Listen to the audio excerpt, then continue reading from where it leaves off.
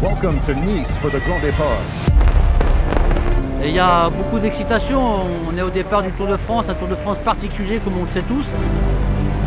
Là, on se doit, quand on arrive sur un Tour de France, d'avoir des ambitions fortes. Beaucoup d'envie, de détermination.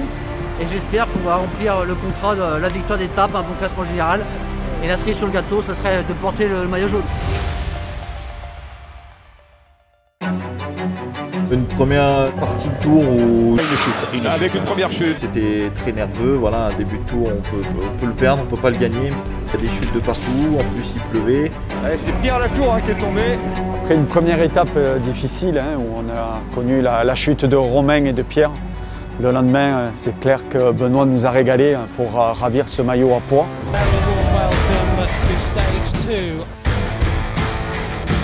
Impatient. La bagarre a déclenché, reprendre la bonne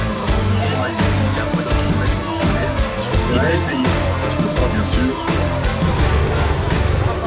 Un maillot de plus dans l'équipe, j'espère qu'il y en aura d'autres encore. Je suis à Bourg et ouais, bien sûr c'est une journée parfaite pour moi. Je pense que demain sur la ligne de départ, j'aurai des petits frissons avec le maillot à poids.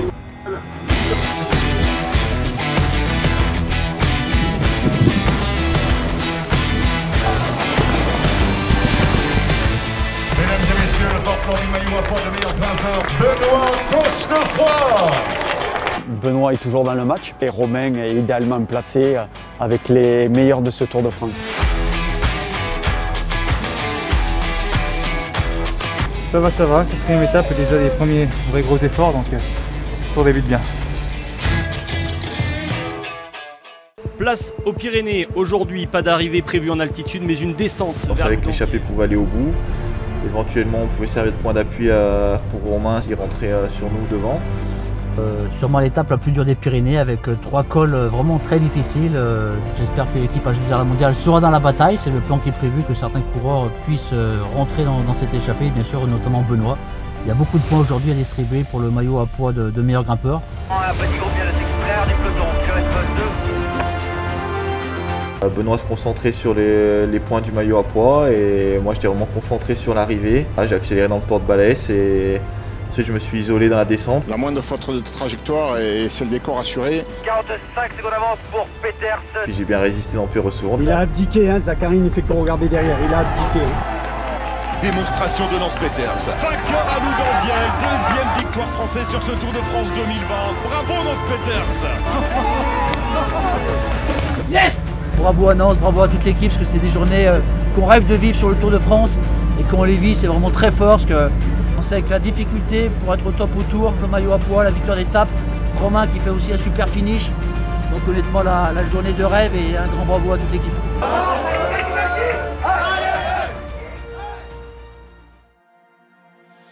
Honnêtement, ça aurait été difficile de rêver d'une meilleure semaine. C'est mieux d'être dans notre position, d'avoir à conforter une dynamique plutôt que d'essayer d'arriver en deuxième ou en troisième semaine en se disant faut qu'on sauve notre tour. Là, il est déjà en partie réussi pour l'équipe, donc on va essayer de surfer sur cette vague-là. Deuxième semaine qui était plutôt bien partie. Les jambes étaient là, l'enthousiasme, l'envie de bien faire. Donc il y avait vraiment une équipe tout à fait fédérée autour de Romain. On avait beaucoup travaillé, on était plein d'allant, plein d'espoir. Et puis malheureusement est arrivée la chute de Romain sur l'étape du Puy-Marie. Avec une chute dans le peloton.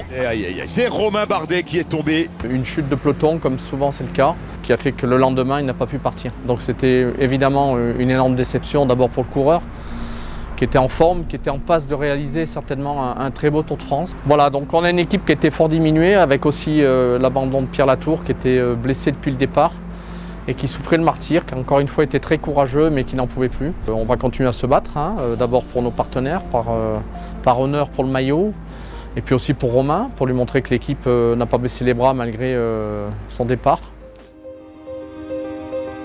Dernière semaine du Tour de France plutôt intéressante. On a vu les garçons très combatifs à l'avant du peloton en étant acteurs sur la course. Là, je pense notamment à Benoît qui a défendu avec beaucoup de détermination son maillot de meilleur grimpeur.